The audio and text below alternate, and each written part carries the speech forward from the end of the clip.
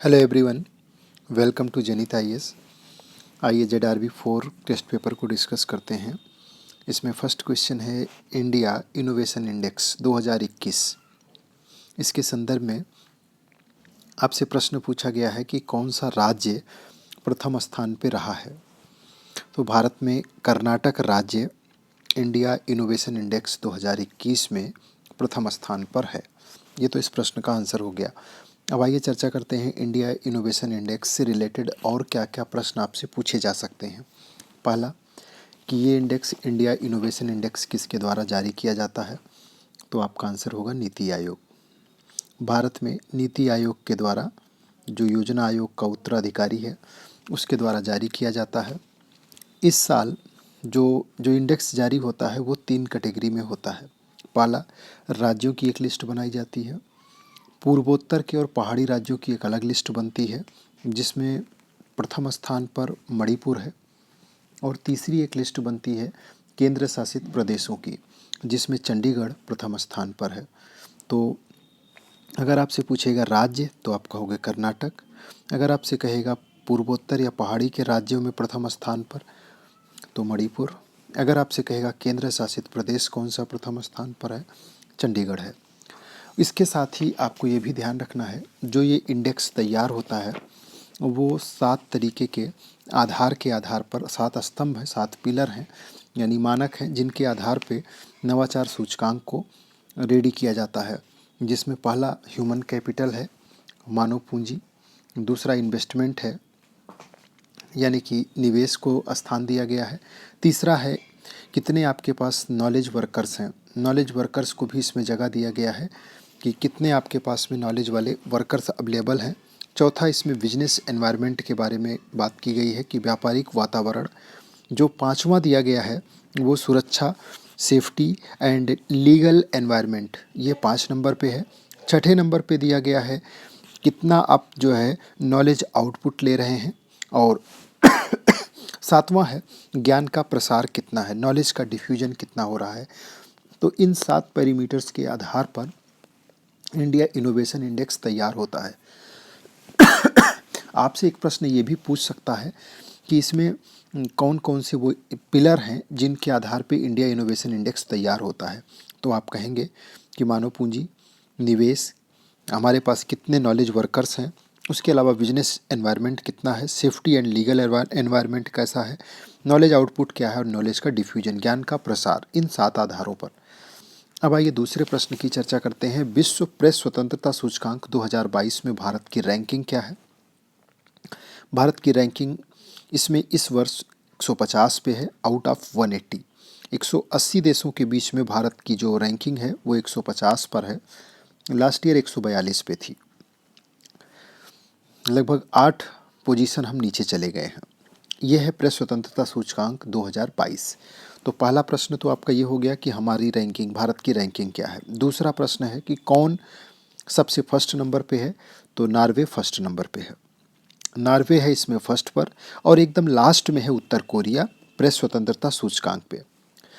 तीसरा प्रश्न हो गया कि कौन इसको जारी करता है, तो फ्रांस में पेरिस में स्थित है एक रिपोर्टर्स विदाउट बॉर्डर्स, ये गैर सरकारी संगठन है, उसके द्वारा ये रिपोर्ट जारी की जाती है, विश्व प्रेस स्वतंत्रता सूचकांक। ये एक प्रश्न पूछा जा सकता है कि विश्व प्रेस स्वतंत्रता सूचकांक किसके द्वारा जारी होता है, तो आप आंसर करेंगे रिपोर्टर्स विदाउट बॉर्डर्स। उसके अलावा अभी 3 मई 2022 को ये रिपोर्ट जारी हुई है। चौथे तरीके का प्रश्न ये पूछा जा सकता है कि वो बेसिस कौन सा है, आधार क्या है जिनके आधार पर ये रिपोर्ट तैयार होती है, संकेतक। तो 5 संकेतकों के आधार पर ये रिपोर्ट तैयार होती है, जिसमें राजनैतिक संदर्भ है। 5 संदर्भ के आधार पर ये बनाई जाती है। पहला इसमें है राजनैतिक संदर्भ, दूसरा कानूनी ढांचा, तीसरा आर्थिक संदर्भ है, उसके बाद सामाजिक सांस्कृतिक संदर्भ है, और पांचवा है सुरक्षा, सेफ्टी। उसके आधार पर विश्व प्रेस स्वतंत्रता सूचकांक रेडी होता है। भारत में लगातार इसमें गिरावट देखी गई है। नेक्स्ट है प्रेस स्वतंत्रता सूचकांक का मूल्यांकन किन आधारों पे होता है, तो मैंने अभी आपको बताया 5 आधार हैं और ये तीनों उसमें शामिल हैं। इसके अलावा आर्थिक संदर्भ, तो उसके साथ में राजनैतिक संदर्भ भी है।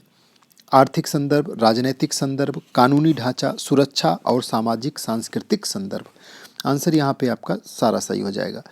नेक्स्ट क्वेश्चन देखिए, पर्यावरण निष्पादन सूचकांक में कौन सा देश प्रथम स्थान पर है? तो ये भी 2022 में इसकी रिपोर्ट जारी की गई है। ये वर्ल्ड इकोनॉमिक फोरम के द्वारा जारी की जाती है और इसमें प्रथम स्थान पर है डेनमार्क। तो एक तो प्रश्न आपसे ये पूछ सकता है कि किस स्थान पे है, कौन सा देश प्रथम स्थान पे है? तो डेनमार्क। किसके द्वारा? वर्ल्ड इकोनॉमिक फोरम की सहायता से येल यूनिवर्सिटी और कोलंबिया विश्वविद्यालय दोनों मिल करके इसको जो है जारी करते हैं। भारत के संदर्भ में इसलिए इम्पॉर्टेंट है कि इस बार इसमें 180 देशों में भारत की जो रैंकिंग है वो सबसे लास्ट में है, जिसमें कहा गया है कि भारत में एयर क्वालिटी इंडेक्स जो वायु प्रदूषण है, जहरीली गैसेज हैं वो बहुत ज़्यादा वायु प्रदूषण के रूप में फैली हुई हैं।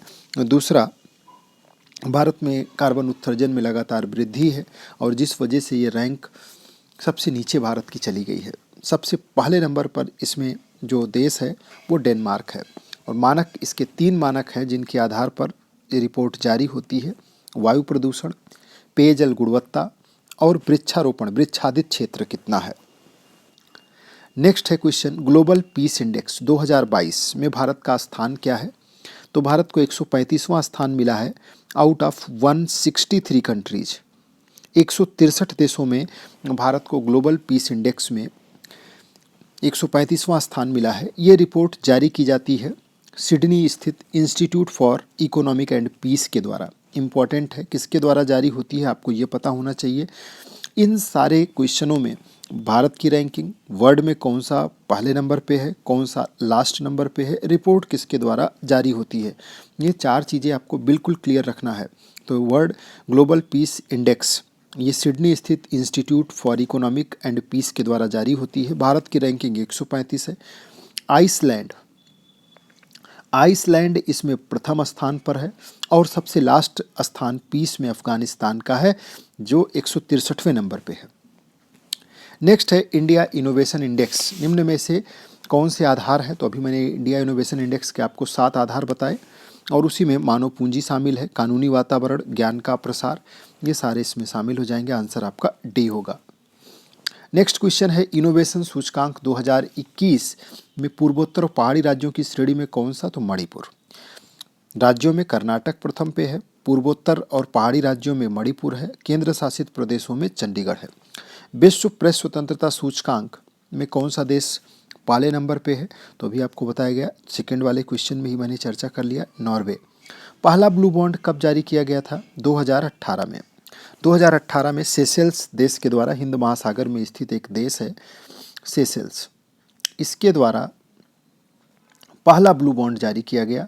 सामुद्रिक संसाधनों का बेहतरीन तरीके से कैसे सतत रूप से उसका यूज हो सके, उसके संदर्भ में ब्लू बॉन्ड जारी किया जा रहा है।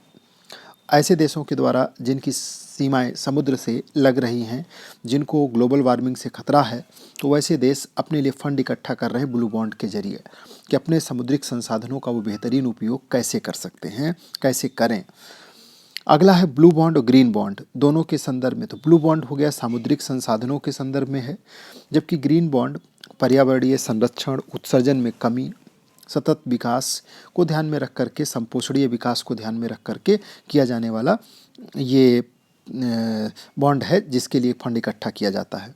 तो ब्लू बॉन्ड सतत विकास लक्ष्य 14 की दिशा में प्रगति को प्रेरित करता है। बिल्कुल, जो हमारा SDG गोल 14 है, जल के नीचे जीवन, उसको प्रेरित करता है, एकदम सही है।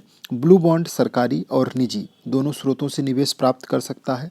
ग्रीन बॉन्ड भी सरकारी और कारपोरेट दोनों सेक्शन से होता है, दोनों में निजी और सरकारी दोनों निवेश होता है, इसलिए ये गलत हो गया।